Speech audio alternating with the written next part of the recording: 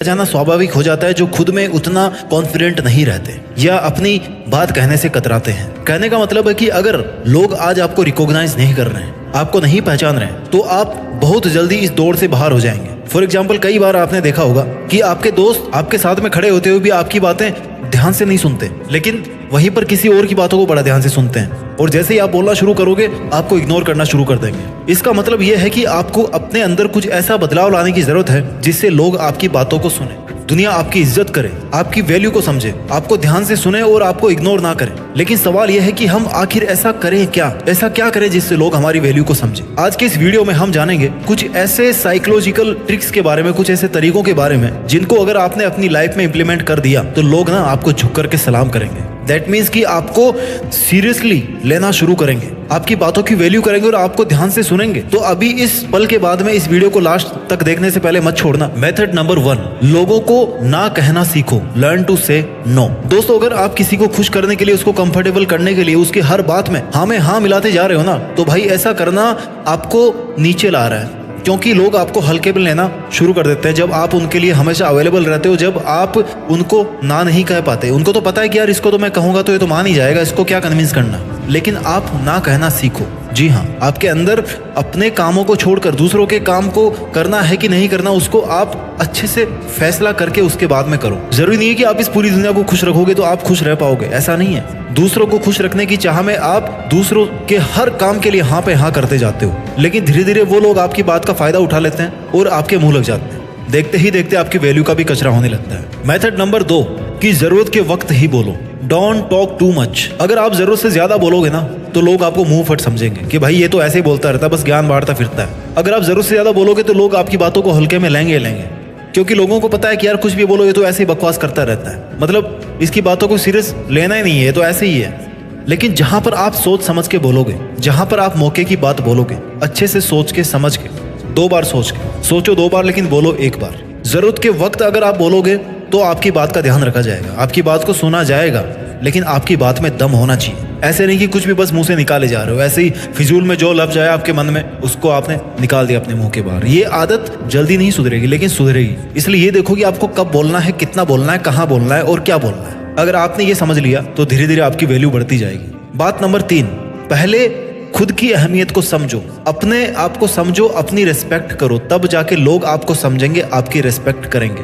दूसरों के चक्कर में हम खुद को अहमियत देना भूल जाते हैं। यहाँ पर यह समझना जरूरी है कि आखिर रिस्पेक्ट योरसेल्फ का क्या मतलब है। इसका मतलब यह है कि आप अपने जो प्रयास कर रहे हैं उसकी कद्र करो, आप अपने लक्ष्य की कद्र करो, अपना जो सेल्फ डिसिप्लिन आपने मेंटेन किया है उसको मेंटेन करो, उसकी आप इज्जत करो। और अगर आप आपके पास में जो कुछ भी है उनकी अगर आप इज्जत करोगे, चाहे वो आपकी क्वालिटी हो, चाहे आपके पास में फिजिकल पोजीशन हो, कुछ भी हो, अगर आप उनकी अहमियत समझोगे तब दूसरे उनकी अहमियत समझेंगे। अपने कामों में एक क्वालिटी लेके आओ, अपने वर्क में एक क्वालिटी लेकर के आओ, उसकी वैल्यू को समझो। पॉइंट नंबर 4, कि बार बार माफी मांगना बंद करो। हम सभी लोग इंसान हैं, हमसे गलती होना भी लाजमी है, लेकिन वही गलती अगर बार बार होती रहे तो ये गलती नहीं कहलाती। हम अगर किसी काम को लेके लोगों से छोटी छोटी बातों पर भी सॉरी बोलना शुरू कर देते हैं ना, तो लोगों की नजर में हमारी इमेज भी वैसी बन जाती है कि भाई ये तो ऐसे ही है। इससे भी बड़ी बात यह है कि जितनी बार सॉरी बोलकर दूसरों को या खुद को कंफर्टेबल करते हैं ना, उतना हमारे दोबारा गलती करने के चांसेस भी उतने ही ज्यादा होते हैं। अब हम तो बार बार सॉरी बोल करके एक तरफ से हट जाते हैं, लेकिन लोग क्या सोचते हैं कि यार ये तो ऐसे ही है, गलती करता है, सॉरी बोलता है, गलती करता है, सॉरी बोलता है, इसको तो हटाओ, इससे बात ही नहीं करनी, ये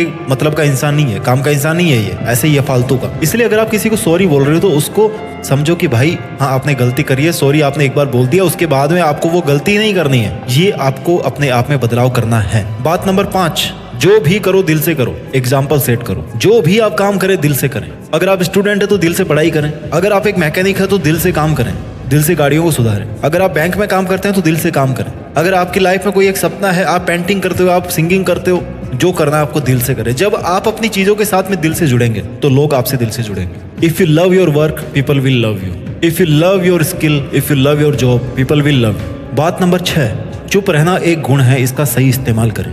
एक बहुत ही मशहूर कहावत है कि मूर्खों के लिए सबसे अच्छा जवाब है कि आप चुप हो जाओ, लेकिन ये कहावत सिर्फ तभी ठीक बैठती है जब आपके सामने मूर्खों की टोली हो। कभी कभी हम वहां पर भी चुप रह जाते हैं जहां पर हमारी बोलने की सबसे ज्यादा जरूरत होती है ना। जहां बोलना चाहिए वहां बोलते नहीं है, जहां चुप रहना चाहिए वहां पे बोल जाते हैं, पूरा गड़बड़ हो जाता है। बोलना और चुप रहना दोनों कला है। बोलने से ज्यादा चुप कहाँ पे रहना है, ये सबसे ज्यादा बड़ी कला है। क्योंकि बोलता तो हर कोई है, बकवास तो हर कोई करता रहता है, लेकिन चुप कहाँ पे रहना है, किस बात पे रहना है, ये एक बहुत बड़ी बात है, बहुत बड़ा रहस्य है। इसलिए याद रखिए कि चुप रहना एक प्रकार का टूल है जो आपकी पर्सनल डेवलपमेंट के लिए बेहद जरूरी है। इसलिए उस टूल का कब, कैसे और कितना इस्तेमाल करना है, इस पर गौर करना आपकी जिम्मेदारी है। आपकी यही खूबी देखना देखते देखते लोगों को आपका दीवाना बना देगी। आदत नंबर 7, एक सकारात्मक दृष्टिकोण को अपनाएं। Keep a positive attitude and approach. बहुत से लोग ना हमेशा अपनी परेशानी को लेकर के दूसरों के पास जाते रहते हैं। उनको लगता है कि वहां से सॉल्यूशन मिल जाएगा, लेकिन होता यह है कि वो लोग जिनको वो अपनी प्रॉब्लम्स बताते हैं वो उससे चिढ़ना शुरू कर देते हैं। क्यों? क्योंकि प्रॉब्लम एक बार बताई जाती, 2 बार बताई जाती है, 10 बार बताई जाती है, 100 बार बताओगे तो क्या होगा? लोग यही समझेंगे ये तो बेवकूफ है, बस इसको कुछ काम है नहीं, हमारा टाइम और खराब करने आ जाता है। पॉजिटिव एटीट्यूड बनाओ। अगर आप अपनी प्रॉब्लम आप सॉल्व नहीं कर सकते तो कोई और इस दुनिया में नहीं कर सकता, उसको कर ही नहीं सकता वो।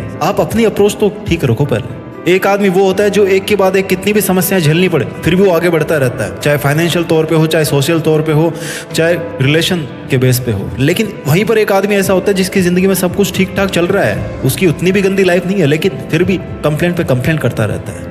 ऐसे आदमी की लोग इज्जत करेंगे? नहीं करेंगे। आदत नंबर 8, अपने जो कॉम्पिटिटर्स है ना उनकी हमेशा प्रशंसा करो। बहुत तगड़ा गुण है। अभी आप जिस भी लेवल पे हो आप अपनी लाइफ में, जब आप आगे बढ़ोगे धीरे धीरे आपके बहुत सारे कॉम्पिटिटर्स बनेंगे। आपको कॉम्पिटिटर्स को दुश्मन नहीं मानना है, आपको उनकी बढ़ाई करनी है। आपको ऐसा ढूंढना है कि ऐसा क्या है उनमें कि वो आपसे आगे है, या आपके कॉम्पिटिशन में है, या आपकी बराबरी में है, और ऐसा क्या है कि वो नहीं कर रहे हैं और आप करके उनसे आगे निकल सकते हो। लेकिन उनके मुंह पे और उनकी पीठ पीछे हमेशा अपने को उनकी बढ़ाई ही करनी है। भले ही आपके मन में ऐसा हो कि यार ये कैसे निकल गया, मैं इसको कैसे पीछे छोड़ूं, जो कि स्वाभाविक है, लेकिन आपको कभी भी उनकी बुराई नहीं करनी है, उनकी प्रशंसा ही करनी है। ये एक बहुत बड़ा गुण है कि आपके जो प्रतिद्वंदी भी होंगे ना वो भी आपकी बढ़ाई करना शुरू कर देंगे, वो भी आपके फैन बन जाएंगे, वो भी आपको वैल्यू देना शुरू कर देंगे। कभी भी अपने दुश्मन को कमजोर नहीं समझना चाहिए। आपका दुश्मन नहीं, हालांकि वो आपका कॉम्पिटिटर है, but in some concept he is your enemy because he is killing the field. वो उस मुकाम पे पहुंचने की कोशिश में है जहां पर आप पहुंचना चाहते हो, है ना?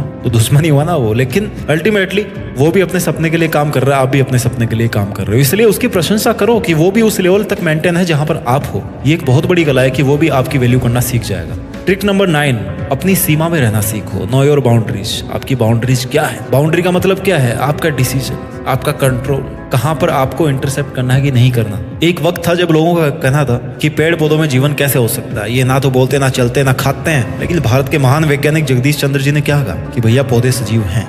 जब इस बात को शुरू में नकारा जा रहा था ना, तो उन्होंने किसी का विरोध नहीं किया, ना ही किसी को मनाने की कोशिश की, बस अपने काम पे ध्यान दिया और एक्सपेरिमेंट को सफल बना करके बातों को सही साबित किया। ऐसा वो इसलिए कर पाए क्योंकि उनको अपनी सीमाएं पता थी कि मेरी सीमा है काम करना, किसी को मनाना मेरी सीमा नहीं है, वो मेरी सीमा के बाहर है। ना ही वो बैठ करके रोए, क्योंकि रोना उनकी सीमा के बाहर था। उनकी सीमा के अंदर था कि खुद का काम करो, खुद खुश रहो बस। उन्हें अपने पर विश्वास था। उन्होंने अपनी सीमाओं से बाहर जाकर के किसी की चापलूसी नहीं करी, वो काम नहीं किया जो उनको नहीं करना चाहिए था, उन्होंने वो काम किया जो उनको करना चाहिए था। ऐसे बहुत सारे लोग हैं दुनिया में जो अपनी सीमा में रह करके वो काम करते हैं जो उनको करना चाहिए। आदत नंबर 10, समय के पाबंद रहो और विनम्र रहो। B punctual and stay humble. आपके दफ्तर में ऐसा कोई ना कोई बॉस आपको जरूर मिला होगा कभी, या आपके कॉलेज में कोई ऐसा टीचर होगा, या आपके फैमिली में ऐसा कोई मेंबर होगा जिसके सामने ना कोई कुछ बोलता ही नहीं है, लेकिन पीठ पीछे बोलते हैं कि यार वो मेरे को ऐसे बोलता है, वो उसको समझाओ, कोई मेरी बात नहीं मानता हो। जी हाँ, हमारी लाइफ में ना कोई एक ऐसा प्राणी जरूर होता है, चाहे आपके ऑफिस में, चाहे आपके कॉलेज में, चाहे आपके रिलेशन में हो, चाहे फैमिली में हो,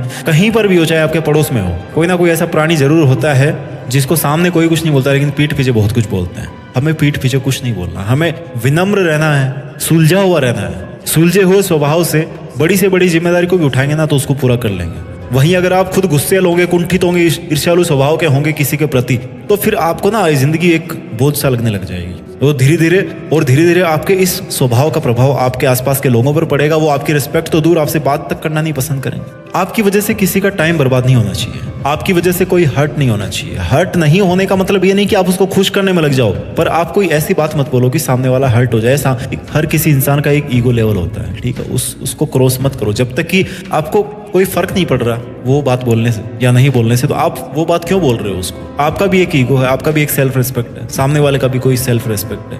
उसको मत तोड़ो। इज्जत दोगे तो इज्जत मिलेगी। ये थे लाइफ के 10 ऐसे रूल्स जिनको अगर आप अपनी जिंदगी में फॉलो करोगे तो आज आपको जितनी वैल्यू मिल रही है ना, उससे ज्यादा ही वैल्यू दुनिया आपकी आने वाले टाइम में करेगी। दुनिया आपकी कायल हो जाएगी कि भैया बंदा हो तो ऐसा। आई होप आपको ये वीडियो अच्छा लगा होगा। अच्छा लगा हो तो बहुत मेहनत कीजिए अपनी जिंदगी में, अपना ख्याल रखिए, आगे बढ़ते रहिए और देश में अपना नहीं बल्कि दुनिया में देश का नाम कीजिए। जय हिंद, वंदे मातरम।